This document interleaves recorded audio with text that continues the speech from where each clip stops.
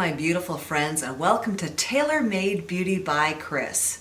Today we are talking about losing weight, specifically during menopause, but certainly this can apply to you wherever you are in your life. And I'm going to be talking about my personal experience with 3 different diet plans, with Fast Metabolism, with Keto, and then with something called Bright Line Eating. I need to say that I am not a clinician of any kind. I'm not a doctor, I'm not a nurse, I'm not a dietitian. I am a 51-year-old woman who's tried a lot of stuff and knows pretty well what's worked for me. And I just want to share my experience with you. I tried to look up what the average woman gains during menopause, and it was pretty ridiculous. And I think nobody's ever done a study. I think if there's one group of people who just the medical community has not paid much attention to us, it's us menopausal women. So whatever you've gained in menopause, there you go. That's what we all gain. Personally, I gained, 22, 23, 25 pounds, somewhere around in there. And it took several years. That was over about, 5 years, maybe.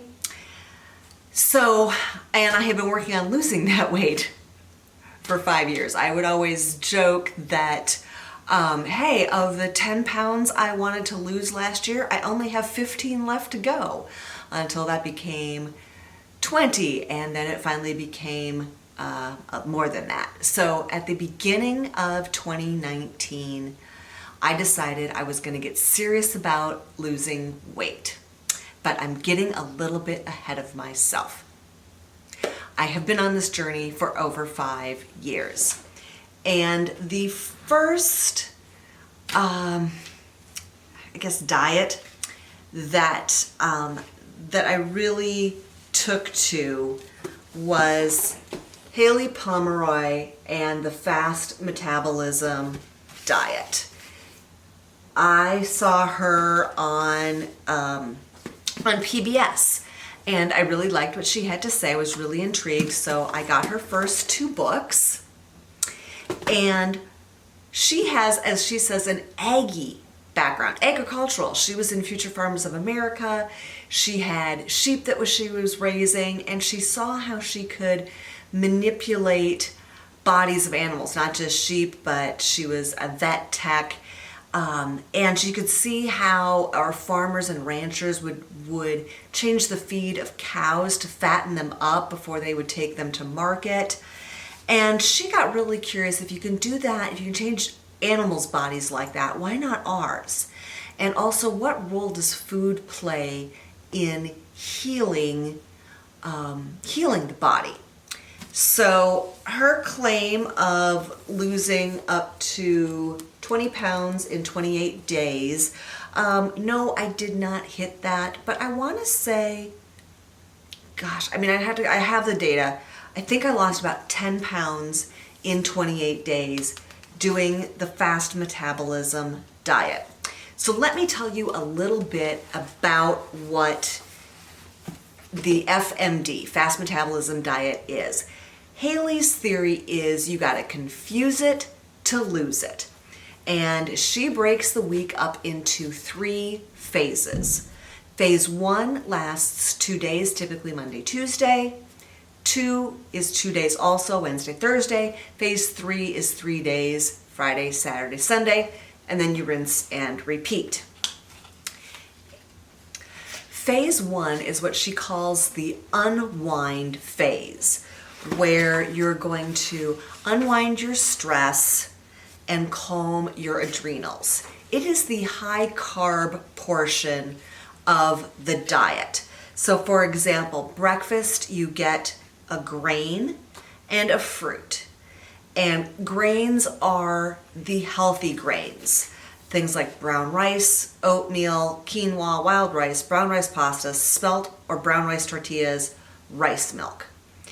And fruit are for phase 1 are things like mangoes, apples, figs, peaches, pears, pineapples, strawberries, and watermelon. Very high in natural sugars. And lunch then is grain, protein, fruit, and veggie. Snack in the morning, snack in the afternoon is both fruit. And then dinner is grain, protein, and veggie. Now, the proteins are low-fat proteins in phase 1. And what you didn't hear me mention was fat, because there's no fat in phase 1. So you get very good at cooking your meats and your veggies without using fat. No butter goes on anything. The proteins that she recommends on phase 1 are lean beef, buffalo or bison, white meat, chicken and turkey, low-fat fish, lean pork, tuna, turkey bacon, and nitrate-free jerky. So it's 2 days where that's what you're eating. Then you move into phase 2. And phase 2 is where she says you're going to unlock your fat stores. And so phase 2, breakfast is protein and a veggie. Snack is protein. Lunch is protein and veggie. Snack is protein. Dinner is protein and veggie. So the carbs are gone, the fruit is gone, and now you're doing basically protein and veggie with no fat. And then you get into phase 3.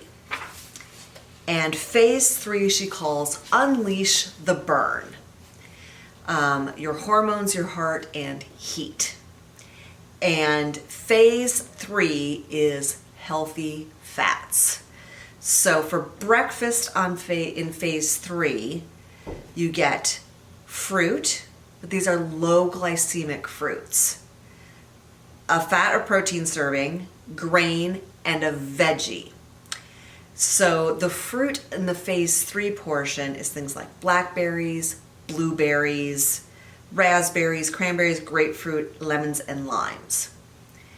And the one thing I remember that saved me eating that veggie for breakfast was that rhubarb is a vegetable.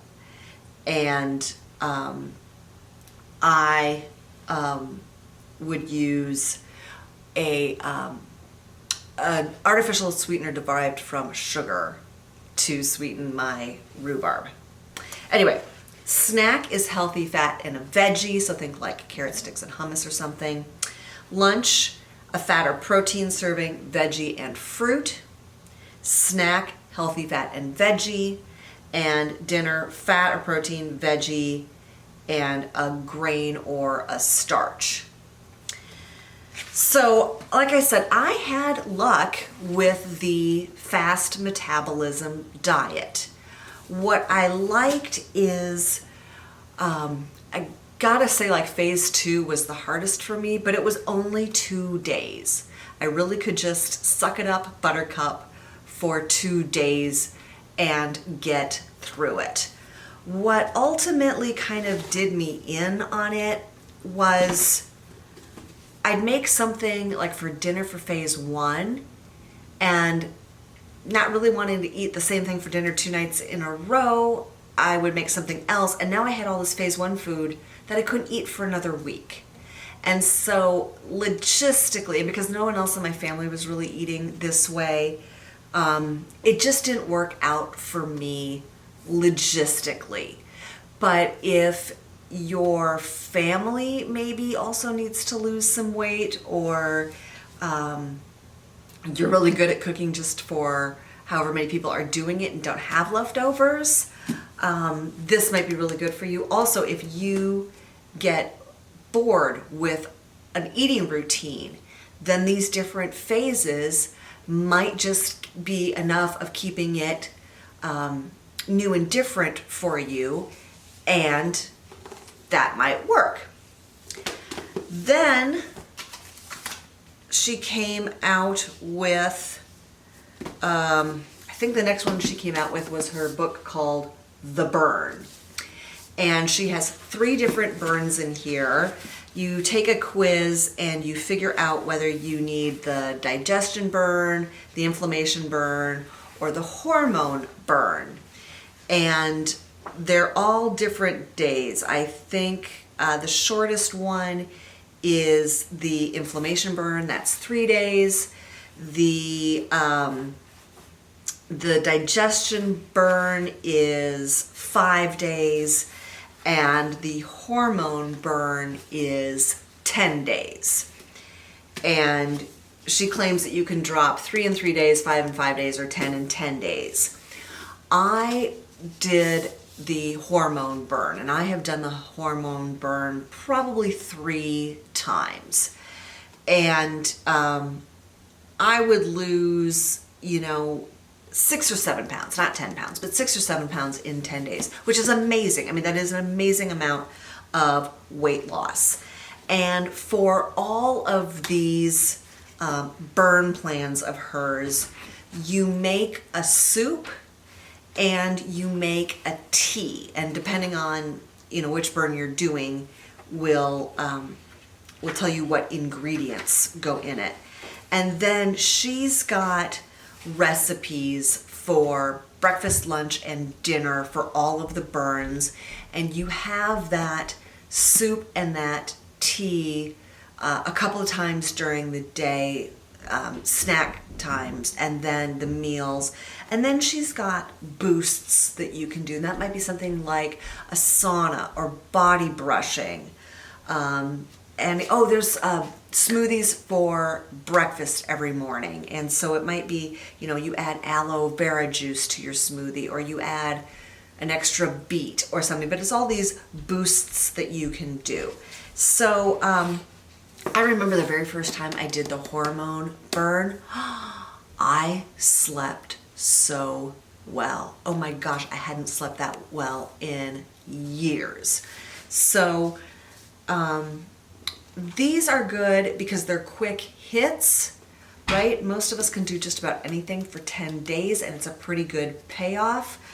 I still consider going back and doing, especially the hormone burn. Menopause stuff's going crazy, and I think it really does help. So that was a good one that I enjoyed. And then she's got her metabolism revolution, up to 14 pounds in 14 days. And honestly,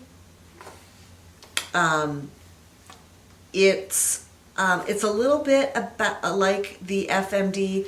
You fill out all these equations, your ideal weight, what you weigh now, how far you're off, and then you do some math and you figure out which category you're in, A, B, or C, and then it's she's got foods that you can eat and recipes, and so I think by the time I got to this one, I was kind of feeling a little burned out on Haylie, and clearly I was not sustaining the results. With all of these I'm going to talk about, I would have really good success in the beginning, and then it would slow down and I'd get discouraged. So after doing Haylie, I moved on to Keto. And this is years ago, before the Keto was everywhere like it is now. And the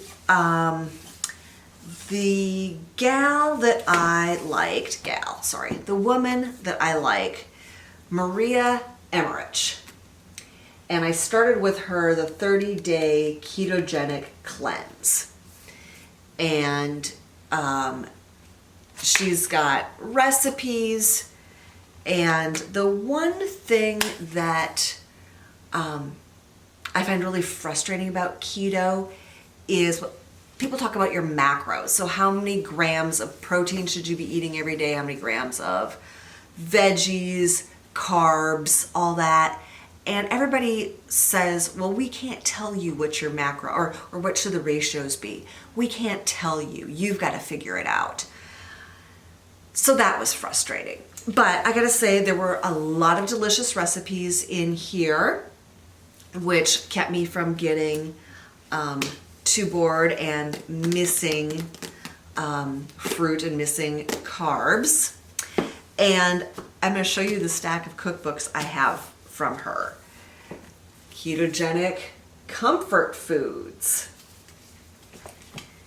Quick and easy ketogenic cooking. Easy dairy-free ketogenic recipes. Keto restaurant favorites. So the part of keto that was easy is you can make these things called fat bombs, and you're allowed certain types of artificial sweeteners in keto, types that your body doesn't metabolize, so it doesn't count towards your carb count. And it was kind of fun at night just to have something that tasted rich and chocolatey or minty or whatever coconutty, whatever flavor fat bomb I made. So that was nice. Also, it was, trust me, with all of these cookbooks, it was pretty easy to find good recipes, stuff that my family would eat that didn't feel like, it was too much of a diet. But the hardest part of keto for me was summertime, because all the fruit, and when you're really, really doing keto, your fruits are tomatoes and cucumbers. They're not berries, they're not cherries, they're not peaches. So ultimately, and when I did keto, some of my numbers, like my cholesterol, shot up, and she talks about that, like that we've been focused on cholesterol too much because cholesterol is actually what protects our brain. And there is a study out that you can look at that when the low fat fad came in, and what we didn't realize was we were being pumped with sugar with all that low fat, like the snack wells back in the 80s. If you track rates of dementia and Alzheimer's with rates of low fat, they just track together. So it's true that we need some fat in our diets. We need fat in our diets to protect our brains. We need fat in our diets because there are some vitamins that are only metabolized in fat. It's important to have a healthy balance. So ultimately, I would lose weight in keto. I'd get frustrated. I would not be compliant, and I would gain weight back pretty quickly. Keto, it's pretty easy to eat out on keto. I will say, cycling back to FMD, it can be very hard to eat out on FMD. 4 days out of the week, you're not allowed fat. And so unless you've got a restaurant that'll really work with you, it's hard to do. And for like salad dressings, I would like puree peppers and vinegar and stuff to try to make a salad dressing that tasted decent, that didn't have fat or sugar. Keto, it's a little bit easier to eat out. You can pretty much, find a salad and get some chicken on it anywhere and just ask for olive oil and vinegar dressing. So that was a little bit easier. Then, as I was saying, at the beginning of this year, I got really serious. It's like, okay, enough. I've been trying to lose the same weight, and I hit a non-pregnancy high weight, which for me was 152 pounds. And I just said, that's it. I want to get back down at least to 130. Most of my adult life before menopause hit, I was in my mid to upper 120s. And so a girlfriend of mine, hi Laura, told me about something called bright line eating, that her mother had done it and lost 40 pounds. And so I got the book, and it's bright line is a line you don't cross. So it was not a phrase I was familiar with. Maybe you're familiar with it. I think it might be used in law enforcement. Anyway, there are some lines you just don't cross. And the 4 bright lines for bright line eating, or BLE: no sugar, no flour, no snacking, weigh everything. And breakfast is a carb, a protein, and a fruit. So for me, I'm a creature of habit. I can eat the same thing for breakfast every day of the week for weeks on end, and I don't have a problem with it. So I have oatmeal with plain Greek yogurt and blueberries, and I put a little cinnamon in that, and I'm just as happy as can be.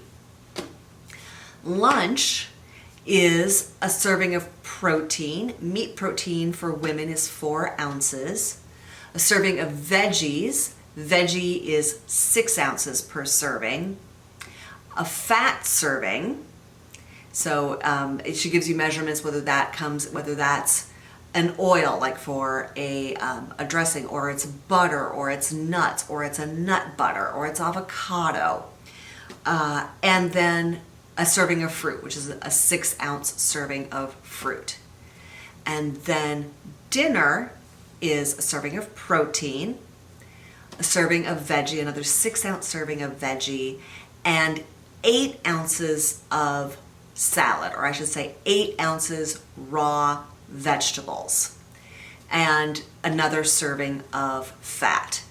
And let me tell you that the biggest challenge is that 8 ounces of salad. I can only do about 2 of actual lettuce. You know, lettuce doesn't weigh anything. If you tried to eat half a pound of lettuce, first of all, that's like 4 of those prepackaged bags of lettuce. Can you imagine trying to eat all that?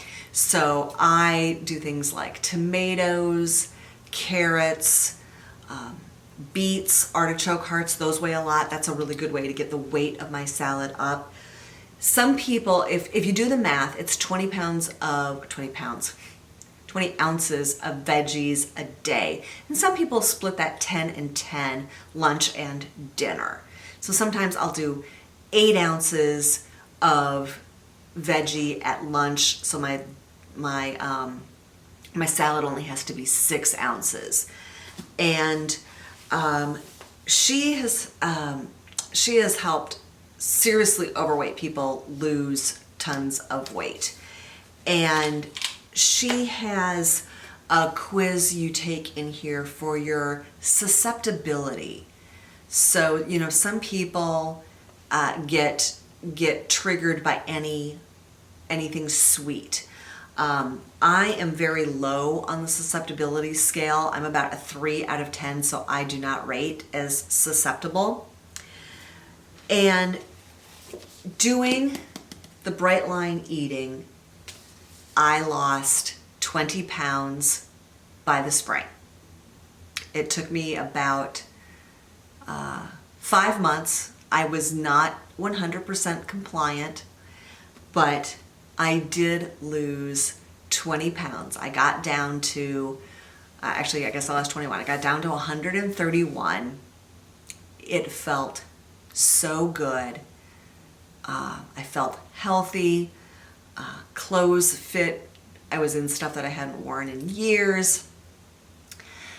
And then summer happened. And as Haylie likes to say, stuff fell in my face. Wine fell in my face. Oh boy, did wine fall in my face. And drinks on the deck. And bread and sweets. You know, we traveled. So I gained 10 pounds over the summer. And I have now gone back to this, back to being compliant. And she has just come out with a cookbook. I will say one of the hardest things about doing BLE, I'm a type A control freak, so weighing stuff is totally in my wheelhouse. I love it. But, if I'm doing a stir fry for my family for dinner, I stir fry the meat, I separate it out, I weigh mine, I put everything else aside. I do the veggies, I weigh mine, I toss mine together, I put everybody else's together. So that's a little bit more effort than I really want to give. So I do like the cookbook. I just got it a few days ago, but I'm finding some really delicious salads and some stews and some soups that do make it a little bit easier to have a nice variety. So, there is, she says this is the new science to lose weight and keep it off. And I believe it. The hardest thing for any of us, is just to keep being compliant. But because there's fruit in this, 2 meals out of the day, it does make it easier to stay on. And when you get close to your goal weight, you start adding grains to your evening and afternoon meal to find where your balance is once you're close to your goal weight. So those are my experiences with 3 diets, and I think it's hard when we're in menopause. It's very hard to lose weight. I also last month went and joined the gym, and so twice a week I do an hour of yoga at the gym. Twice a week I work with a personal trainer for a half hour at a time, and I like his philosophy. His philosophy, when he is done with me, I should have almost nothing left in my tank, and he does. He works me hard. My muscles stay sore for about 24 hours, and then I'm okay. And then I get back to the gym on my own to do weights on my own 1 day a week. So I am working out at the gym 5 days a week. My goal is I want to age well. I want to avoid injury. I want to avoid illness. And so it was actually my chiropractor who recommended strength training and yoga. And these are all things that I am doing for myself. So how about you? Have you gained weight during menopause? What kind of struggles are you having? Have you had success? Are there diets that you've liked, that you've been able to stick with? Let me know down below. Especially today, thank you so much for joining me. It really means a lot to me. Have a really fantastic day.